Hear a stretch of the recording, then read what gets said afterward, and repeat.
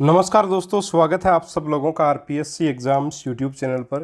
प्यारे साथियों, आज हिंदी का मॉडल पेपर नंबर 26 अपन करने वाले हैं। 25 मॉडल पेपर किए जा चुके हैं, बिल्कुल जैसा आपकी परीक्षा में आते हैं वैसे मॉडल पेपर अपन ने किए हैं। बिल्कुल यूनिट वाइज जैसे प्रश्न बटे हुए हैं उसी प्रकार से सेम आपको पेपर यहाँ देखने को मिलता है, और वैसा ही पेपर ये भी आपको देखने को मिलेगा निश्चित तौर पे, ठीक है। जिसमें 15 प्रश्न ग्रामर से रिलेटेड रहेंगे और 15 प्रश्न रहेंगे आपके टीचिंग मेथड से रिलेटेड, वो भी यूनिट वाइज बटे हुए, ठीक है। तो बिल्कुल परीक्षा के पैटर्न को ध्यान में रखते हुए इस पेपर को बनाया गया है। ज़रूर से ज़रूर पेपर को अटेम्प्ट करें तथा आपके कितने मार्क्स आएँ ये ज़रूर से ज़रूर बताइएगा। परीक्षा की तैयारी शुरू कर दीजिए।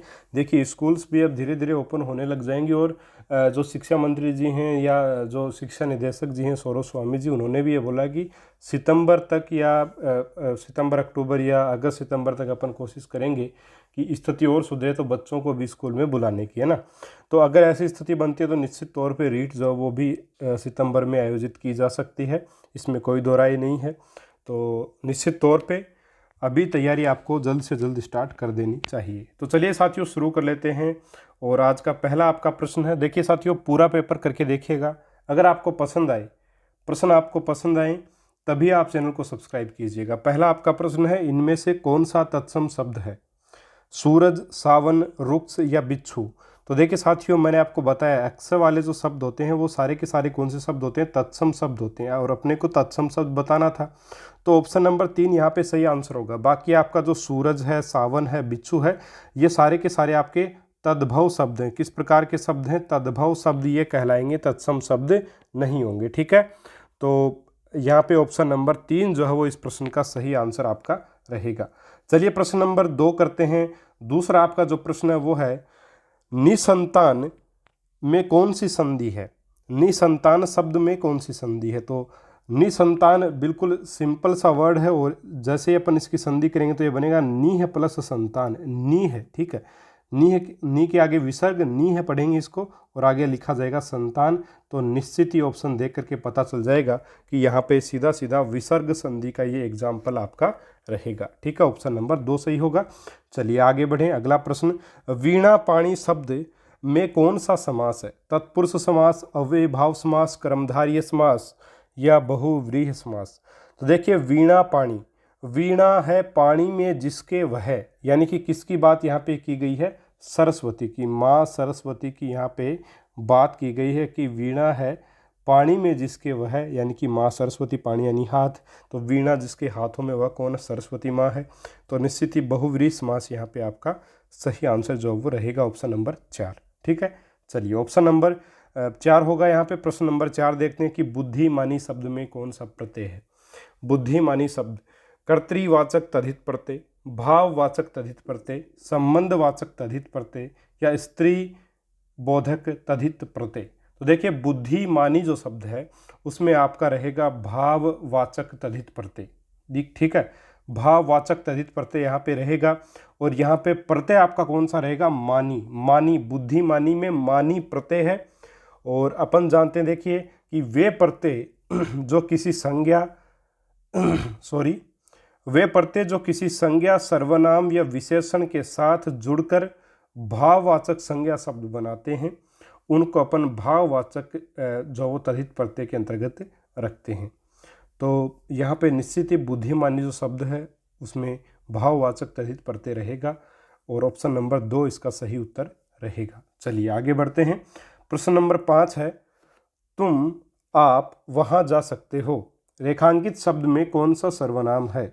अब यहाँ पे अपन ने आप शब्द को रेखांकित किया है। तो देखिए, तुम आप वहाँ जा सकते हो, आप क्या बता रहा है? कि कोई व्यक्ति बोल रहा है कि जैसे कोई व्यक्ति आपको बोल रहा है, क्या बोल रहा है? कि तुम आप वहाँ जा सकते हो, यानी कि तुम अपने आप वहाँ जा सकते हो, तुम भी ये काम कर सकते हो।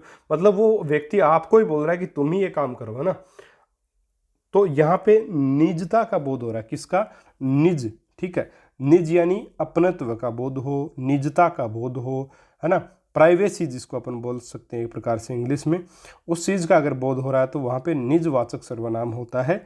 ऑप्शन नंबर 1 सही होगा। तुम आप वहाँ जा सकते हो, तुम आप खाना बना सकते हो, मैं अपना खाना आप बनाऊंगा। तो यहाँ पे जो आप शब्द है ये कौन सा प्रत्यय आपका सर्वनाम रहेगा मित्रों? निजवाचक सर्वनाम निश्चित तौर पे रहेगा। ठीक है, तो ये यूनिट नंबर 1 है जिसमें प्रत्यय, संज्ञा, सर्वनाम, विशेषण, आपकी संधि, समास, इनसे प्रश्न जो है वो आपके जो शब्द हैं, आपके जितने भी प्रकार के शब्द हैं, जैसे आपके ये हैं तत्सम तद्भव शब्द हैं, एकार्थी हैं, इनसे भी प्रश्न यहाँ पे बन सकता है। चलिए अब अगली यूनिट की तरफ बढ़ते हैं, यूनिट नंबर 2, जिसमें लिंग, वचन और काल से प्रश्न बनते हैं। और अभी तो जैसे शब्दार्थ संबंधित प्रश्न और आपका राजस्थानी भाषा से संबंधित प्रश्न भी इसी यूनिट में पूछा जा सकता है। तो चलिए, छठा आपका प्रश्न है कि किस क्रमांक के सभी शब्द सदैव स्त्रीलिंग में ही प्रयुक्त होते हैं, यानी कि ऐसे शब्दों का समूह बताना है जिसको कभी पुल्लिंग में काम में नहीं लिया जा सकता। जैसे कोयल, मछली, खटमल। दूसरा है चील, मैना, छिपकली। तीसरा है गिलहरी, पक्षी, मक्खी। या 4 है बटेर, लोमड़ी या गिद्दड़। तो देखिए साथियों, सदैव स्त्रीलिंग में ही प्रयुक्त होते हैं। ठीक है, ऐसे शब्दों को अपने को बताना है। तो यहाँ पे जो सही शब्द रहेगा वो रहेगा चील, मैना, छिपकली। इनके लिए कभी भी अपन नर या मादा लगा करके भी जो है वो इनको अपन नहीं बनाते, सदैव स्त्रीलिंग में ही इनको प्रयुक्त करते हैं। चील, मैना, छिपकली, ये आपकी ऑप्शन नंबर 2 जो है वो सही रहेगा। यहाँ पे सदैव स्त्रीलिंग में ही प्रयुक्त होते हैं, तो ऑप्शन नंबर 2 जो है वो इस प्रश्न का सही आंसर आप कीजिएगा। ठीक है, बाकी पुल्लिंग शब्द बन सकते हैं। अगला आपका प्रश्न है कि निम्न में से कौन सा शब्द सदैव बहुवचन में प्रयुक्त होता है? माता, प्राण, लड़का या किताब। तो कौन सा शब्द सदैव बहुवचन में प्रयुक्त होता है? तो बहुत बार कर चुके अपन, सदैव बहुवचन में प्राण शब्द यहाँ पे जो है वो आपके रहेंगे कि प्राण जो उसके तो प्राण निकल गए, है ना। तो यहाँ पे प्राण जो बहुवचन की तरह ही प्राण हमेशा कार्य करेगा। प्राण शब्द बहुवचन के रूप में प्रयुक्त अपन करते हैं। अपूर्ण भूत का उदाहरण क्या है? पत्र मिल गया था, बालक सो रहा था, वर्षा हुई होगी, वर्षा हुई थी। तो अपूर्ण भूत यानी कि ऐसा कार्य जो भूतकाल में तो हो रहा था, लेकिन भूतकाल में भी वो कार्य पूर्ण नहीं हुआ था, वो चल ही रहा था जब तक अपन वहाँ से आए नहीं थे। तो जैसे अपन बोल सकते हैं कि मैं राम के घर गया था और राम का जो बेटा है वो सो रहा था।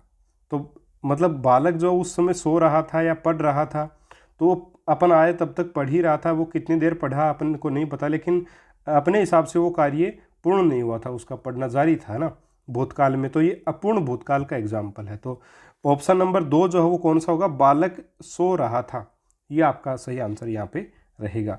अगला आपका प्रश्न, निम्न में से शुद्ध शब्द कौन सा है? आपके सामने 4 प्रकार से शब्द को लिखा गया है, एक शब्द को कौन सा शुद्ध है मित्रों? तो ऑप्शन नंबर जो 2 है वो शुद्ध है, बिल्कुल सादृश्य, सादृश्य, इस प्रकार से इसको लिखा जाता है। ठीक है, चलिए आगे बढ़ते हैं। राजस्थानी भाषा शब्द कदीम का अर्थ क्या है? प्राचीन काल, तंबाकू का एक प्रकार, लहसुन या प्याज। तो मित्रों इसका आंसर रहेगा प्राचीन काल। कदीम का अर्थ होता है प्राचीन काल, ध्यान में रखिएगा, इसको इंपॉर्टेंट है। अगला आपका प्रश्न है प्रश्न नंबर 11, वाह तुम्हारा चयन हो ही गया वाक्य में उप विराम की जगह निम्न में से किस प्रकार के चिन्ह का प्रयोग करते हैं? उप विराम देखिए ये यहाँ पे लगा हुआ है, वाह तुम्हारा चयन हो ही गया। ठीक है, तो इसमें वाह के बाद में कौन सा लगेगा आपका? ऑप्शन नंबर 3 विस्मयादि बोधक चिन्ह यहाँ पे लगेगा। ठीक है, तो ऑप्शन नंबर 3 यहाँ पे आपका सही आंसर रहेगा निश्चित तौर पे। चलिए 12वां प्रश्न देखें, क्या तुमने भोजन कर लिया? क्वेश्चन मार्क किस प्रकार का वाक्य है? आज्ञार्थक, निश्चयवाचक, प्रश्नवाचक। तो ये तो बड़ा सिंपल प्रश्नवाचक वाक्य होगा, तो सिंपल प्रश्न भी आ तो सकते हैं, कोई दिक्कत थोड़ी है। चलिए 13वां प्रश्न, वाक्य में शब्दों का क्रम निर्धारित होता है, पदक्रम से, भाषा से, छंद से या अलंकार से? तो ये रहेगा पदक्रम से। ठीक है, ऑप्शन नंबर 1 सही होगा। अगला आपका प्रश्न, किस क्रमांक में मुहावरा नहीं है? आंखें खुलना, कान का कच्चा, कौवा चले हंस की चाल और अंगारे उगलना। तो सामान्य तौर पे अपन देखते हैं कि मुहावरे के लास्ट में क्या होता है, मुहावरे के लास्ट में ना शब्द आता है। तो आंखें खुलना और अंगारे उगलना ये तो निश्चित ही मुहावरे हैं, लेकिन कान का कच्चा होना या कान का कच्चा ये सारे क्या हैं, ये मुहावरे ही होते हैं ना।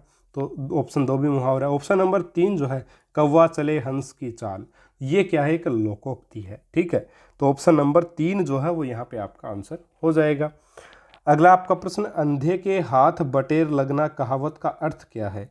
अंधा व्यक्ति शिकार कर सकता है, लोभ में व्यक्ति अंधा हो जाता है, अयोग्य को अनायास उत्तम वस्तु मिलना, या चौथा ऑप्शन नीच व्यक्ति को लाभ होना। तो यहाँ पे आपका जो सही और सटीक उत्तर रहेगा वो रहेगा अयोग्य को अनायास, अनायास यानी कि अचानक से, है ना। अयोग्य को अचानक से अच्छी वस्तु मिल जाना, उत्तम वस्तु मिल जाना, ये रहेगा अंधे के हाथ बटेर लगना। तो ये थे मित्रों आपके 15 प्रश्न ग्रामर से संबंधित।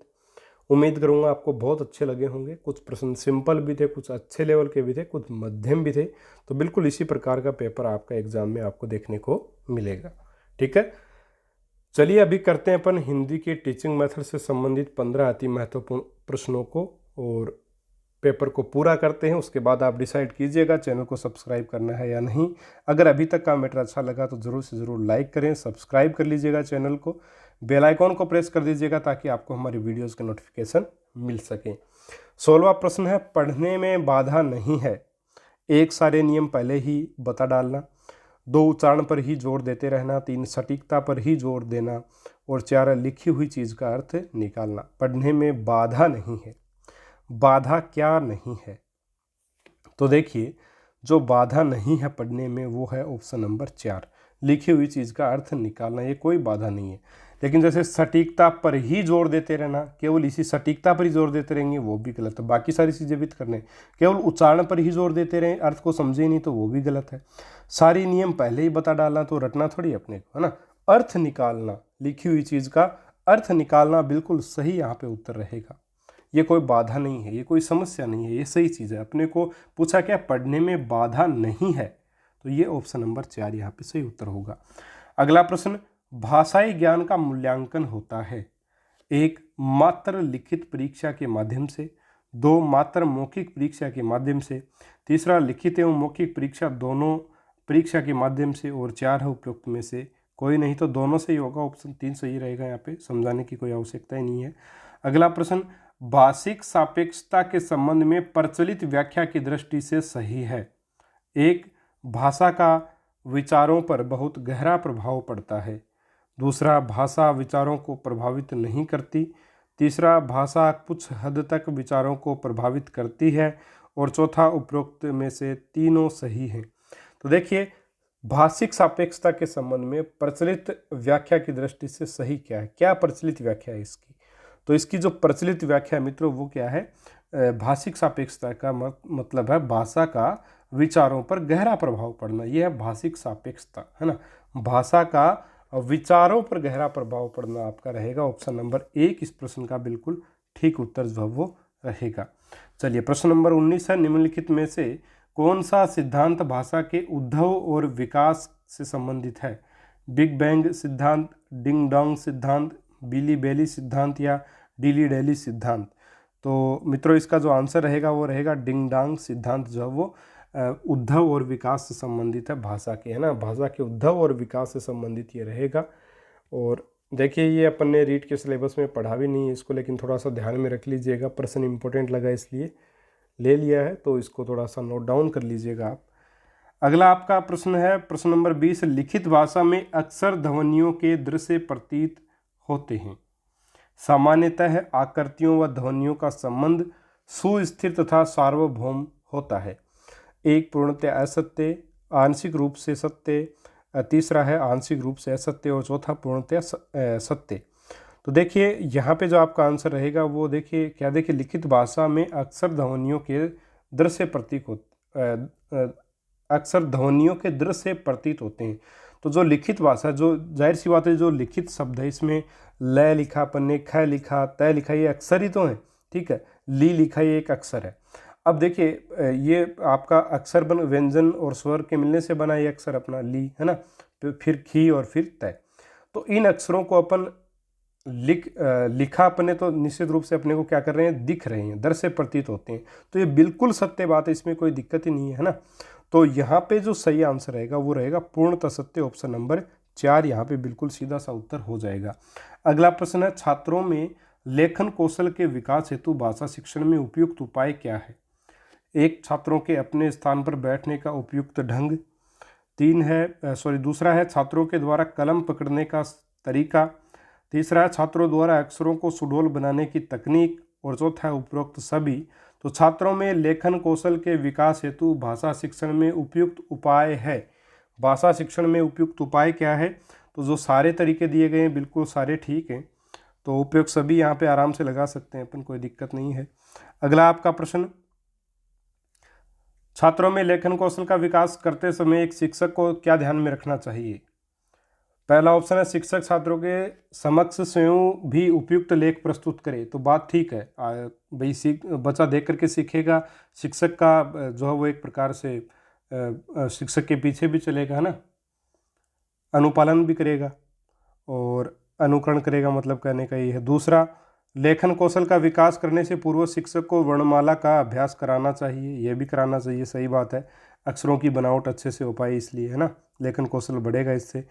छात्रों में कलम पकड़ने में कोई परेशानी ना हो, तो ये भी सही बात है, तो सारी सही है, ऑप्शन नंबर 4 यहाँ पे आंसर हो जाएगा। अगला प्रश्न, मनुष्य के भावों एवं विचारों के पारस्परिक आदान प्रदान का माध्यम क्या है? तो वो है आपका बोली, विचार तीसरा ऑप्शन है, और दूसरा ऑप्शन भाषा है, चौथा ऑप्शन है भाव। तो मित्रों यहाँ पे 23 के प्रश्न में जो आंसर रहेगा वो रहेगा भाषा, ऑप्शन नंबर 2 सही होगा।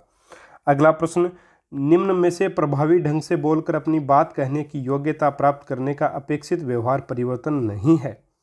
एक, वह संदर्भ के अनुसार शब्दों, मुहावरों और लोकोक्तियों को का बोलने में प्रयोग कर सकेगा। ठीक है, तो बोलने में प्रयोग कर सकेगा ये दे रखा है इसमें ना। तो अपने को पूछा कि देखिए, निम्न में से प्रभावी ढंग से बोलकर अपनी बात कहने की योग्यता प्राप्त करने का अपेक्षित व्यवहार परिवर्तन नहीं है। ठीक है, यानी कि वो ऑप्शन छांटना है जिसमें अपने मतलब बात को व्यक्ति बोल नहीं पाता है अच्छे प्रकार से, वो ऑप्शन डालना है। तो पहला जो ऑप्शन है उसमें तो साफ लिखा है कि वह संदर्भ के अनुसार शब्दों, मुहावरों, लोकोक्तियों का बोलने में प्रयोग कर सकेगा। तो ये तो व्यवहार परिवर्तन पूरा हो ही गया भाई, प्रयोग कर ही रहा, तो ये तो ऑप्शन हो ही नहीं सकता। दूसरा है, वह व्याकरण की दृष्टि से बोलने में सही भाषा का प्रयोग कर सकेगा, तो यह भी व्यवहार परिवर्तन हो गया। तीसरा, वह निजी भावों और विचारों को स्पष्ट, सरल और प्रभावपूर्ण ढंग से बोलकर अभिव्यक्त कर सकेगा, तो ये भी निश्चित ही बहुत ही शानदार आपका व्यवहार परिवर्तन। लेकिन ऑप्शन नंबर 4 देखिएगा, वह औपचारिक व अनौपचारिक कथन में भेद कर सकेगा। तो ये आपका क्या है, एक अपने को पूछा दे व्यवहार परिवर्तन नहीं है, अपेक्षित व्यवहार परिवर्तन किसके लिए? प्रभावी ढंग से बोलकर अपनी बात कहने की योग्यता से संबंधित। तो औपचारिक और अनौपचारिक कथन में भेद करना, और मतलब एक प्रकार से कथन में भेद कर रहा है वो, ठीक है, तो वो तो एक उसकी अलग योग्यता हो गई, वो खुद बोल रहा है, बोलने में प्रयोग कर रहा है, ऐसा बोलने वाली कोई चीज़ यहाँ पे है नहीं अपने, है ना। तो निश्चित ही ऑप्शन नंबर 4 इस प्रश्न का ऑप्शन बन सकता है, बाकी पहला, दूसरा, तीसरा निश्चित ही सही बातें बिल्कुल। ठीक है, चलिए आगे बढ़ते हैं। 25वां प्रश्न, निम्न में से क्या भाषा कौशल की विशेषता क्या है? एक, भाषा कौशल का विकास प्रशिक्षण तथा अभ्यास द्वारा किया जा सकता है। दूसरा, भाषा कौशल का संप्रेषण का प्रमुख साधन है। तीसरा, भाषा कौशल के माध्यम से शाब्दिक अंतः प्रक्रिया होती है। और चौथा, उपयुक्त सभी। तो देखिए सारी बातें यहाँ पे बिल्कुल ठीक हैं, इसलिए ऑप्शन नंबर 4 के साथ यहाँ पे अपन जाएंगे। अगला प्रश्न, मौखिक रूप से बोलने के कौशल का विकास करने हेतु उपयुक्त तरीका है? व्यक्तिगत पठन, सामूहिक पठन, अनुकरण पठन या उपरोक्त सभी? तो सारे के सारे पठन बिल्कुल ठीक है, ऑप्शन नंबर 4 सही होगा। अगला प्रश्न, इनमें से कौन सा भाषा आकलन में सबसे कम प्रभावी तरीका है? कहानी कहना, कहानी लिखना, घटना वर्णन या श्रुत लेखन? तो भाषा आकलन में सबसे कम प्रभावी तरीका पूछा है, सबसे कम प्रभावी तरीका, तो वो है श्रुत लेखन। कहानी कहना, कहानी लिखना, घटना वर्णन, ये भाषा आकलन के उपयुक्त तरीके हैं, क्योंकि इसमें बच्चे की सृजनात्मकता का भी पता चलता है। जबकि श्रुत लेखन केवल सुनकर के लिखना, ये भाषा आकलन का जो तरीका तो है, लेकिन अगर 4 ऑप्शन को देखें तो सबसे कम प्रभावी तरीका जो है वो ऑप्शन नंबर 4 ही आपको नज़र आएगा। चलिए अगला आपका प्रश्न है, आकलन की प्रक्रिया में केवल बच्चे की क्षमताओं का आकलन नहीं होता बल्कि शिक्षक की शिक्षण प्रक्रिया का भी आकलन होता है, यह विचार है। तो क्या इस विचार से आप पूर्णतः सहमत हैं, असहमत हैं या अंशतः सहमत हैं, या ये पूर्णतः गलत है या निराधार कथन है? तो ये पूर्णतः सही कथन है। देखिए ना, बच्चे की क्षमता के आकलन, अगर आकलन अपन करें, आकलन प्रक्रिया के दौरान जो है वो जाहिर सी बात है बच्चे कितने अंक आए, साथ में ये तो पता चलता ही अपने को बच्चे कितने अंक आए, लेकिन अपने को शिक्षक की शिक्षण प्रक्रिया का भी आकलन होता है कि शायद शिक्षक की शिक्षण प्रक्रिया में भी समस्या है जिसकी वजह से ऐसा हो पाया। तो बात तो बिल्कुल ठीक है, ऑप्शन नंबर 1 यहाँ पे आपका उत्तर हो पाएगा। 29वां अपना प्रश्न है, रीमा ने तीसरी कक्षा में पढ़ने वाली रितिका की भाषा क्षमता भाषा निष्पादन संबंधी क्रमिक प्रगति का ब्यौरा उसके अभिभावकों को दिया। रीमा ने के आधार पर जानकारी दी। अवलोकन, पोर्टफोलियो, जांच सूचियां, लिखित परीक्षा। ये जो जानकारी दी गई है, जो ब्यौरा दिया गया है प्रगति का, वो किस प्रकार का रिपोर्ट है ना। ऑप्शन 4 आपके सामने। इसमें जो सही आंसर मित्रों रहेगा वो रहेगा पोर्टफोलियो। ये क्या है? एक पोर्टफोलियो जिसमें भाषा दक्षता, भाषा निष्पादन संबंधी जो क्रमिक प्रगति है उसको, पोर्टफोलियो में क्या होता है कि जैसे गणित की बात करें अपन, तो गणित में बच्चे ने क्या सीखा, पहले टेस्ट में क्या कंडीशन, दूसरे में फिर ये कंडीशन, तीसरे में ये, यानी कि क्रमिक विकास उसका किस प्रकार से हुआ है ना। जोड़ को सीखने में हो सकता है या किसी अन्य चीज़ को सीखने में वो क्रमिक विकास उसका हो सकता है। तो ऐसा जो दस्तावेज संधारण अपन करते हैं या प्रगति का ब्यौरा लास्ट में जो दस्तावेज पीटीएम में अपन जो, या फिर एमटीएम यानी कि मदर टीचर मीटिंग, पीटीएम मतलब पेरेंट टीचर मीटिंग, तो ये जो है इसमें अपन प्रस्तुत करते हैं तो वो फाइल जो कहलाएगी वो पोर्टफोलियो कहलाती है। तो ऑप्शन नंबर 2 जो है वो यहाँ पे आपका उत्तर रहेगा। अगला प्रश्न है कि पहली कक्षा में भी लिखना के अंतर्गत आता है। वाक्य लिखना, शब्द लिखना, अक्षर बनाना या चित्र बनाना। तो जो चित्र बनाना है वो भी लिखना के अंतर्गत ही आता है। पहली कक्षा में लिखना के अंतर्गत क्या चीज़ आती है? ऑप्शन 4 आपके सामने, जिसमें चौथा ऑप्शन सही रहेगा। चित्र बनाना जो है उसको भी लिखने के अंतर्गत ही शामिल किया जाता है। अगर पहली क्लास का बच्चा चित्र बना रहा है तो वो लिखने के अंतर्गत आएगा। ये नहीं कि 8वीं क्लास का बच्चा चित्र बना रहा है तो वो भी लिखने में आएगा, ऐसा नहीं है। वो कौशल हो जाएगा फिर उसका ना। तो कौशल का उद्देश्य वो अपन ने एक प्रकार से अपन प्राप्त करेंगे वहाँ पे, लेकिन पहली कक्षा में चित्र अगर बना रहा है तो वो अपन मान सकते हैं कि वो लिखना सीख रहा है, लिखना के अंतर्गत ही उसको अपन शामिल करते हैं। ठीक है साथियों, तो ये थे 30 प्रश्न हिंदी के मॉडल पेपर नंबर 26 के। 25 मॉडल पेपर आप लोग देख सकते हैं हिंदी के। आपके मॉडल पेपर के पूरे प्लेलिस्ट का लिंक आपको डिस्क्रिप्शन बॉक्स में मिल जाएगा। सभी प्लेलिस्ट सब्जेक्ट की, सभी सब्जेक्ट के मॉडल पेपर की, आपके सिलेबस की, सब कुछ अवेलेबल है। नोट्स अवेलेबल है इंस्टामोजो स्टोर पे, आप वहाँ से डाउनलोड कर सकते हैं उनको। बहुत ही कम प्राइस पे अवेलेबल है। लेकर के अभी तैयारी कर लोगे तो नंबर आराम से आ सकता है आपका। अभी समय है एग्ज़ाम में। ठीक है साथियों, और अगर आपको पेपर अच्छा लगा तो ज़रूर से ज़रूर लाइक करें वीडियो को और अपने दोस्तों के साथ शेयर करें। चैनल पर नए हैं सब्सक्राइब कर लीजिएगा, बेल आइकन को प्रेस कर दीजिएगा ताकि आपको हमारी वीडियोज़ की नोटिफिकेशन मिल सके। मिलेंगे अपन अगले वीडियो में एक और शानदार मॉडल पेपर के साथ। तब तक के लिए नमस्कार, जय हिंद, जय भारत। और 30 में से आपके कितने अंक आए ये ज़रूर से ज़रूर आप लोग बताइएगा। धन्यवाद साथियों।